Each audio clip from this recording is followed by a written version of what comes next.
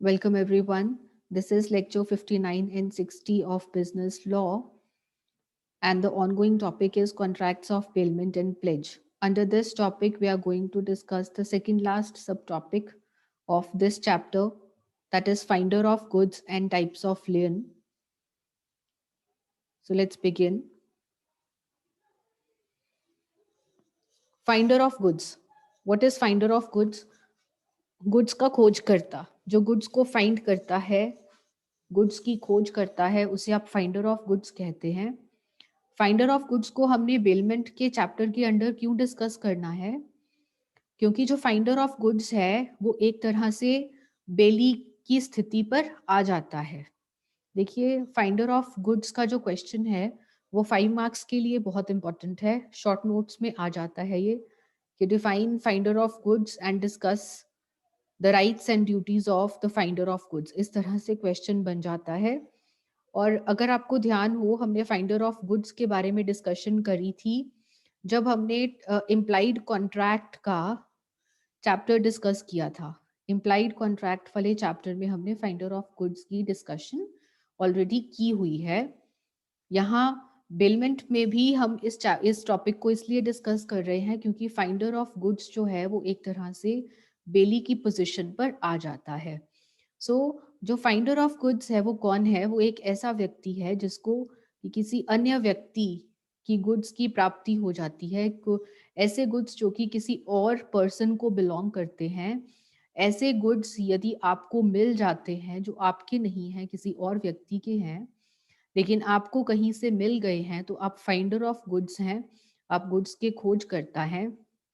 यहाँ पर देखिए, जो फाइंडर ऑफ गुड्स है और जो ओनर ऑफ गुड्स है, दैट मीन्स जो गुड्स का खोज करता है और जो गुड्स का मालिक है, इन दोनों में किसी तरह का कोई एग्रीमेंट नहीं है। There is no agreement between these two persons. लेकिन जो लॉ है वो फाइंडर ऑफ गुड्स को एक ऐसी पोजीशन में, एक ऐसी स्थिति में रख देता है जिससे कि फाइंडर ऑफ गुड्स जो है वो बेली ऑफ गुड्स बन जाता है। ठीक है जी। जो लॉ है, देखिए, एग्रीमेंट नहीं है आप में, that means finder of goods में और गुड्स के मालिक में किसी तरह का एग्रीमेंट नहीं है। लेकिन जो लॉ है वो आप दोनों में एक एग्रीमेंट क्रिएट कर देता है। लॉ द्वारा आप दोनों में, फाइंडर ऑफ गुड्स में और ओनर ऑफ गुड्स में, एक एग्रीमेंट बन जाता है, एक कॉन्ट्रैक्ट बन जाता है। और क्योंकि ये कॉन्ट्रैक्ट आपने अपनी मर्जी से नहीं किया, लॉ ने आपको ऐसी स्थिति में डाल दिया है जिससे कि आप दोनों के बीच में एग्रीमेंट हो गया है या कॉन्ट्रैक्ट हो गया है। इसीलिए ऐसे कॉन्ट्रैक्ट को आप इम्प्लाइड कॉन्ट्रैक्ट बोलते हैं, क्योंकि आप दोनों के बीच में कॉन्ट्रैक्ट आप दोनों ने खुद मिलकर नहीं किया, लॉ ने किया है। इसीलिए ऐसे कॉन्ट्रैक्ट को आप इम्प्लाइड कॉन्ट्रैक्ट कहते हैं। सो जो फाइंडर ऑफ गुड्स है वो एक तरह से बेलमेंट के इम्प्लाइड कॉन्ट्रैक्ट में एंटर हो गया है और ऐसी स्थिति पर पहुंच गया है कि वो एक तरह से बेली का कार्य करेगा। अब से वो कौन सा कार्य करेगा? बेली का कार्य करेगा। सो जो हमने बेली के राइट्स एंड ड्यूटीज पढ़े थे, वो सब rights and duties finder of goods के भी हो जाएंगे। सो अगर हम डिस्कस करें rights of the finder of goods, क्या अधिकार हैं, गुड्स के खोजकर्ता के अधिकार क्या हैं, तो हमारे पास जो मोटा मोटी 3 अधिकार हैं फाइंडर ऑफ गुड्स के। The first right is right of lien on the goods. Lien के बारे में डिस्कशन हम rights and duties of bailor and bailee में भी कर चुके हैं। और उस टाइम पे मैंने आपको क्या बताया था कि लियन का मतलब क्या होता है? ग्रहणाधिकार। जब आप गुड्स को अपने कब्जे में रख लेते हैं, तब तक रख लेते हैं जब तक आपको आपके एक्सपेंसेस, आपके खर्चे अदा नहीं हो जाते। उसे आप कहते हैं राइट ऑफ लियन, ग्रहणाधिकार। सो सबसे पहले तो फाइंडर ऑफ गुड्स के पास अधिकार है। क्या अधिकार है? कि जो गुड्स उसको मिली थी, जो गुड्स की खोज उसने करी थी, उन गुड्स के रख रखाव में, व्हाट इज रख रखाव? मेंटेनेंस। उन गुड्स के रख रखाव में या फिर उन गुड्स की सिक्योरिटी के लिए, सुरक्षा करने के लिए जो भी खर्चे फाइंडर ऑफ गुड्स ने किए हैं, उसका अधिकार है कि वो उन खर्चों की मांग कर सकता है, उन खर्चों का क्लेम कर सकता है। किससे? ओनर ऑफ द गुड्स से, गुड्स के मालिक से उन खर्चों का क्लेम कर सकता है। यदि ऐसे खर्चे उसको ना मिले, जो खर्चे उसने गुड्स की मेंटेनेंस के ऊपर और गुड्स की सिक्योरिटी के ऊपर करे हैं, यदि ऐसे खर्चे उसे रीइम्बर्स ना किए जाएं, ऐसे खर्चों की प्रतिपूर्ति उसको ना मिले, तो ऐसे में वो गुड्स के ऊपर ग्रहणाधिकार कर सकता है, वो गुड्स के ऊपर राइट टू लियन जो है वो एक्सरसाइज कर सकता है। फॉर एग्जाम्पल देखिए, यहाँ पर एक पर्सन है अनिल, जैसे कि सड़क पर पड़ी हुई एक घड़ी मिल गई।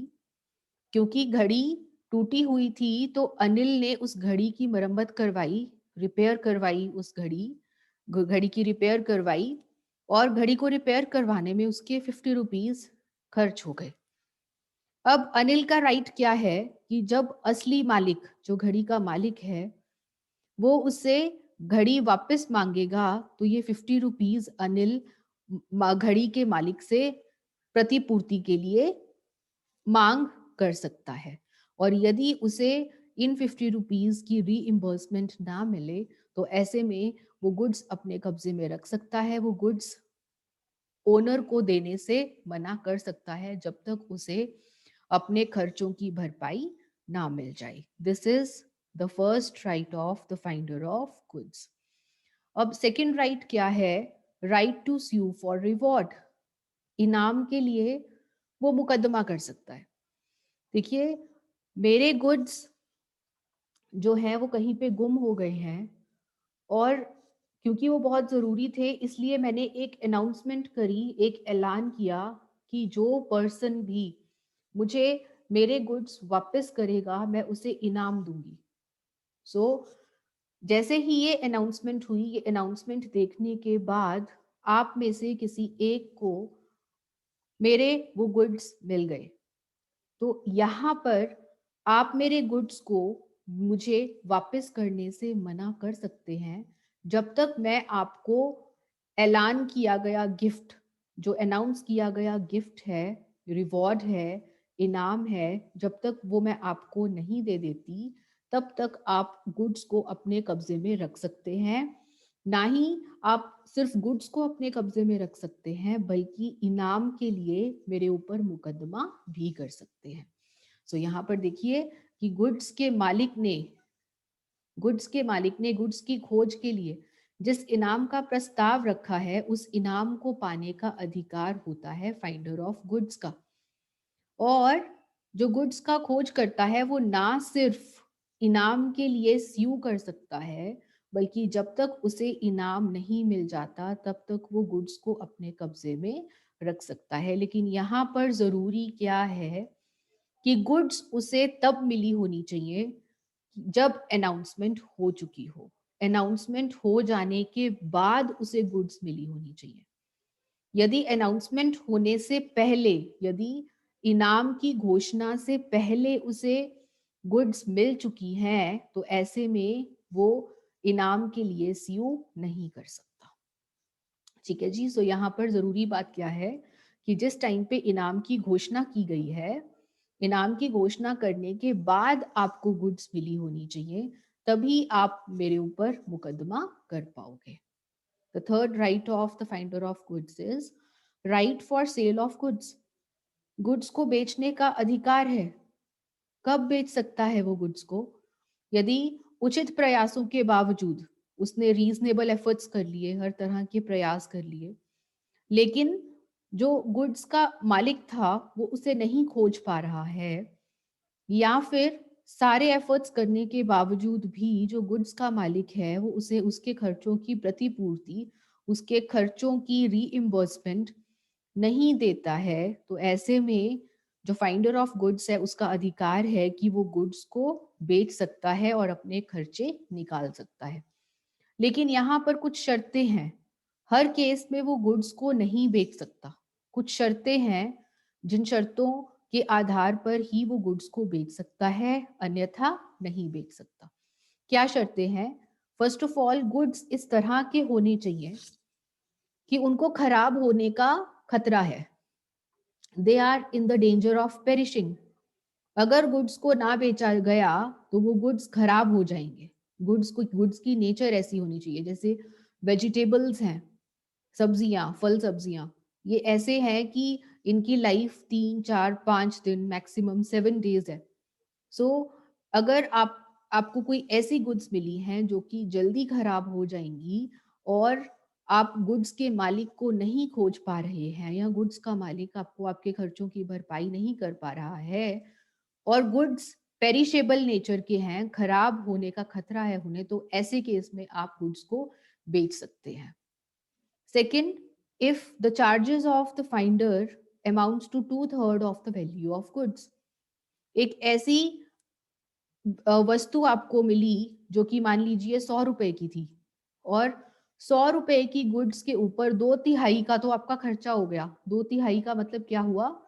66.67%। हाँ जी, 2/3 का मतलब क्या हुआ? What does 2/3 mean? 2/3 मीन्स 66.67%। भाई 100 रुपए की गुड्स के ऊपर आपका 66.67 रुपीज का तो खर्चा हो गया, मान लीजिए 67 है। जितने की गुड्स हैं 100 रुपए की, उसके 2/3 तो आपने खर्चा कर डाला उसके ऊपर, और उसके बावजूद भी आप गुड्स के मालिक को नहीं खोज पा रहे हैं, या फिर गुड्स का मालिक आपको इन खर्चों की भरपाई नहीं कर पा रहा है, तो ऐसे में आप गुड्स को बेच सकते हैं। ठीक है जी। तो क्या क्या कंडीशंस हैं यहाँ पर, कि गुड्स ऐसी हैं जो कि पेरिशेबल नेचर की हैं, जिनको की खराब होने का खतरा है, ऐसे में आप गुड्स बेच सकते हैं। और दूसरा, यदि आपने जो खर्चा किया है गुड्स के ऊपर, वो गुड्स के मूल्य का 2/3 हिस्सा है, तो ऐसे में आप गुड्स को बेच सकते हैं। यदि ये दो कंडीशंस पूरी नहीं होती है, दो शर्तें पूरी नहीं होती, तो आपके पास गुड्स को बेचने का अधिकार नहीं रहेगा। ये 3 राइट्स हैं फाइंडर ऑफ गुड्स के। अब ड्यूटीज क्या हैं फाइंडर ऑफ गुड्स की?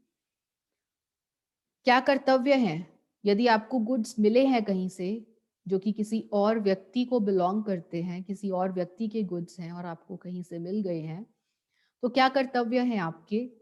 The first duty here is taking due care of goods. Goods का उचित ध्यान रखना। देखिए, जो गुड्स का फाइंडर है, खोज करता है, उसे मिली हुई गुड्स का ध्यान उसी तरह से रखना होगा जिस तरह से एक समझदार व्यक्ति, जिसको कि आप प्रूडेंट पर्सन कहते हैं, जिस तरह से एक समझदार व्यक्ति अपने खुद के गुड्स की देखरेख करता, उसी तरह से आपको मिली हुई गुड्स की देखरेख करनी है।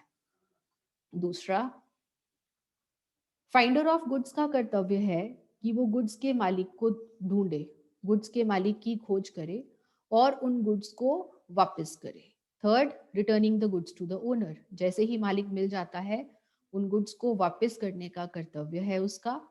Not to use the goods for his own purpose. अपने खुद के निजी इस्तेमाल के लिए वो खोज की हुई गुड्स को इस्तेमाल ना करे। एंड लास्ट, जो गुड्स उसे मिली हैं, उन गुड्स को वो अपने गुड्स के साथ मिक्सअप ना करे। ठीक है जी। So here are the rights of the finder. देखिए, इस तरह से मैंने चार्ट बनाया है आपके लिए। पहला राइट क्या है? Right of lien on goods.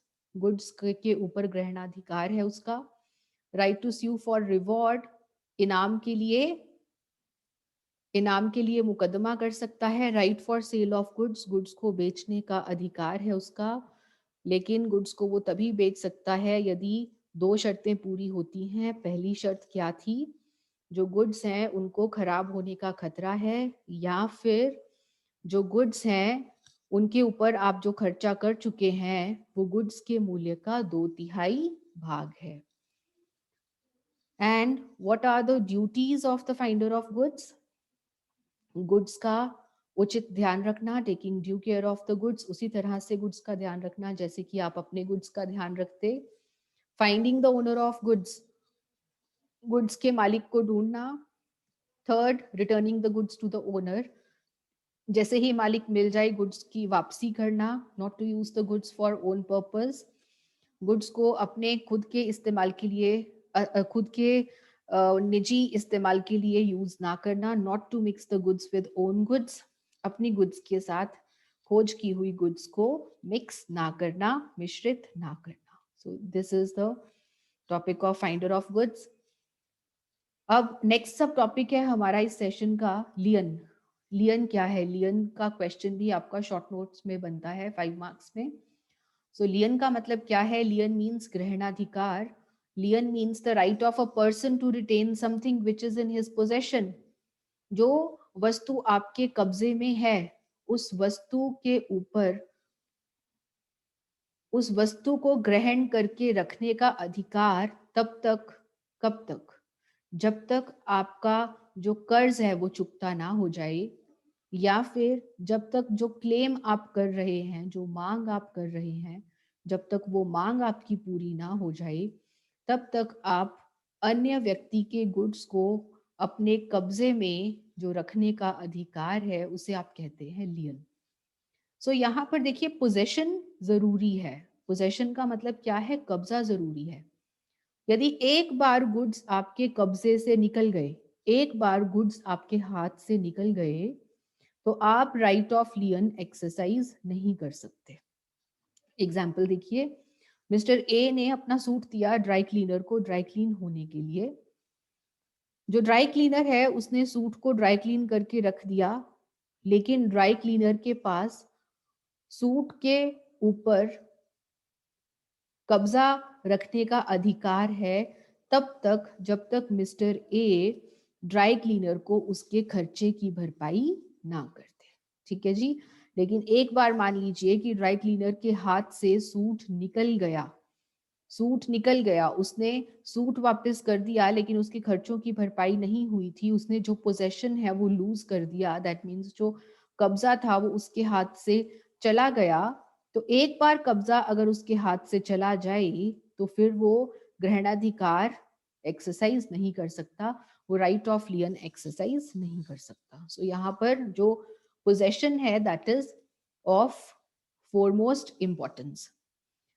Now what are the types of lien? दो तरह की लियन है, particular lien and general lien. Particular lien जैसे कि आप विशेष ग्रहणाधिकार कहते हैं, ये सेक्शन 170 में गिवन है. और जनरल लियन जैसे कि आप सामान्य ग्रहणाधिकार कहते हैं, ये सेक्शन 171 में गिवन है. सो पर्टिकुलर लियन यानी कि विशेष ग्रहणाधिकार क्या होता है? विशेष ग्रहणाधिकार उसे कहते हैं जब आप सिर्फ उन्हीं गुड्स के ऊपर लियन कर सके, उन्हीं गुड्स के ऊपर कब्जा कर सकते हैं जो गुड्स जिन गुड्स के ऊपर आपने सेवाएं प्रदान करी हैं. देखिए जी, यहाँ पर अगर हम इस एग्जाम्पल की बात करें, यहाँ पर मिस्टर ए ने सूट दिया है ड्राई क्लीनर को. तो जो ड्राई क्लीनर है वो सिर्फ सूट के ऊपर ही ग्रहणाधिकार कर सकता है, सिर्फ सूट को ही अपनी पोजेशन में रख सकता है. मिस्टर ए की किसी और वस्तु के ऊपर कब्जा नहीं कर सकता. ठीक है जी. तो जिन गुड्स के ऊपर उसने सर्विस प्रोवाइड करी है, सिर्फ उन्हीं गुड्स को अपने कब्जे में रखने का जो अधिकार होता है उसे आप पर्टिकुलर लियन या फिर विशेष ग्रहणाधिकार कहते हैं. लेकिन सामान्य ग्रहणाधिकार क्या होता है? मिस्टर ए मान लीजिए कि जब आपसे सूट लेने के लिए आए उस टाइम पे वो अपनी वॉच भी आपके पास भूल गए. यदि ड्राई क्लीनर सूट के साथ साथ वॉच के ऊपर भी अपना कब्जा जमा सके तो ऐसे राइट को कहते हैं जनरल लियन. जब किसी भी वस्तु, कोई भी वस्तु जो अन्य व्यक्ति की आपके कब्जे में आ जाए और आप उसको अपने कब्जे में रख पाए, उसे कहते हैं जनरल लियन. ठीक है जी. लेकिन क्या जनरल लियन का अधिकार हर किसी के पास अवेलेबल है? क्या जनरल लियन, सामान्य ग्रहणाधिकार हर किसी के पास होता है? नहीं जी. जनरल लियन का अधिकार सिर्फ कुछ ही व्यक्तियों के पास होता है, कुछ बड़ी ऑर्गेनाइजेशंस के पास होता है, जैसे कि bankers, insurance brokers, attorneys of high courts, सिर्फ इन्हीं के पास होता है सामान्य ग्रहणाधिकार. लेकिन जो पर्टिकुलर लियन होता है उसको आप एक्सरसाइज कर सकते हैं, और ये अधिकार किसके पास होता है? फाइंडर ऑफ गुड्स के पास है ये अधिकार. क्या जो गुड्स का खोज करता है वो सामान्य ग्रहणाधिकार कर सकता है? नहीं कर सकता. बेली, एक बेली के पास केवल विशेष ग्रहणाधिकार है. एक बेली सिर्फ उन्हीं गुड्स को अपने कब्जे में रख सकता है जिन गुड्स के ऊपर उसने सेवाएं प्रदान करी हैं. लेकिन क्या यदि कोई व्यक्ति अपना सामान उसके पास भूल गया, क्या वो उसके ऊपर अपना कब्जा जमा सकता है? क्या वो सामान्य ग्रहणाधिकार कर सकता है? बेली नहीं कर सकता। अनपेड सेलर, अदत्त विक्रेता, जिसको आपने पेमेंट नहीं करी है, क्या एक अनपेड सेलर जनरल लियन कर सकता है? नहीं कर सकता। ये सिर्फ पर्टिकुलर लियन ही कर सकता है। एंड पॉनी, पॉनी क्या होता है? Who's pawnee? ये पॉनी वाला कंसेप्ट हम डिस्कस करेंगे नेक्स्ट लेक्चर में, अपने नेक्स्ट सेशन में। पॉनी का मतलब होता है वो पर्सन जिसके पास आपने अपना सामान गिरवी रखा है। सो जिसके पास आपने अपना सामान गिरवी रखा है और गिरवी रख के आपने उससे कोई कर्ज लिया है, कोई उधार लिया है, ऐसे व्यक्ति को आप पौनी कहते हैं। जो पौनी है वो भी सिर्फ विशेष ग्रहणाधिकार ही कर सकता है, पर्टिकुलर लियन ही कर सकता है, वो जनरल लियन नहीं कर सकता। वो सिर्फ उन्हीं गुड्स को अपने कब्जे में रख सकता है जिन गुड्स के अगेंस्ट आपने, जिन गुड्स को गिरवी रख के आपने लोन लिया था। यदि आप गलती से कोई गुड्स उसके पास भूल आए हैं, तो वो ये जो पौनी है वो उसके ऊपर अपना कब्जा नहीं जमा सकता। This is particular lien. So particular lien क्या है कि जिन गुड्स के ऊपर आपने सेवाएं प्रदान करी हैं, सिर्फ और सिर्फ उन्हीं गुड्स का कब्जा जब आप अपने पास रख सकते हैं तो उसे विशेष ग्रहणाधिकार कहते हैं। और यदि किसी भी तरह की वस्तु जो आपके पास आ गई, अगर आप किसी भी वस्तु के ऊपर अपना कब्जा जमा सके तो उसे आप सामान्य ग्रहणाधिकार यानी कि जनरल लियन कहते हैं। So this is the topic of लियन. That's all for today. Thank you.